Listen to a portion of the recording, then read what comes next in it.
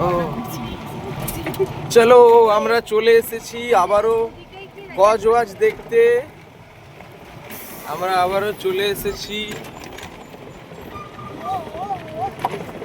এখানে রাস্তা ক্লোজ, কোনো গাড়ি নামতে দেবে না, সেরকমভাবেই ঘিরে দিয়েছে।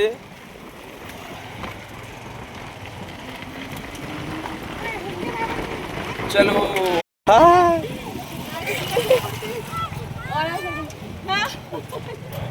বোন এসেছে, বোন তার বান্ধবীদের সাথে দেখা হয়ে গেছে, তাকে হাই করছে। এই যে রিম্পা, এই যে আমরা চলে এসেছি কজওয়াজ দেখতে। এই দেখো কত লোক পানায় করছে। এখন প্রায় দুপুর 3:30 বাজে। তো জলস্তরটা বোধহয় আগের থেকে একটু কম, জলস্তরটা একটু কম এই দিকটায় বোঝা যাচ্ছে অতটা, কিন্তু এই দিকে পানাটা প্রচুর জমে গিয়েছে। পানার স্তরটা প্রচণ্ড মোটা একটা স্তর হয়ে গেছে পানাটা জমে। না নামবো নি এখন, আমরা এখান থেকে দেখবো না, এখান দিয়ে নামা যাবে না। না, জলটা তখনের থেকে বেশি আছে, আমরা সকালে যখন এসেছিলাম তার থেকে জলটা এখন একটু বেশিই আছে, কিন্তু এই দিকে জলস্তরটা অনেকটাই উঁচুতে, আর পানাটাও সেই মতো একদম একটা বিরাট মোটা একটা স্তর পানার জমে গিয়েছে। এইভাবে এখানে পানাগুলোকে কেটে কেটে ফেলছে, কিন্তু ওই দিক থেকেও পানাগুলো যেতে অসুবিধা হচ্ছে।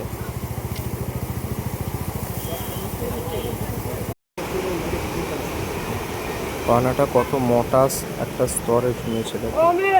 ঠিক এইভাবেই কিন্তু তেমনিঘাটেও কিন্তু প্রচুর এইরকমই একটা মোটা স্তর জমে যেত, এই পানার উপরে হেঁটে চলা যেত। ব্লক হয়ে যাচ্ছে যে কারণে ওরা যায়, ওই এই সোজা জল যেতে পারছি না, এবার যেতে পারছি না, যে কারণে কিন্তু পানার স্তরটা রয়েছে। বাবু এগাছ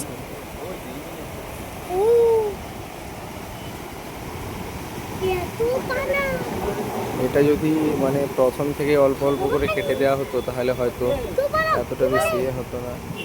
এটা তো প্রচুরই একটা মানে সমস্যার কারণ হয়ে দাঁড়িয়ে যাচ্ছে। পানাটা এতটাই বেশি হচ্ছে, এটা তো খুব একটা সমস্যার কারণ হয়ে দাঁড়িয়ে যাচ্ছে।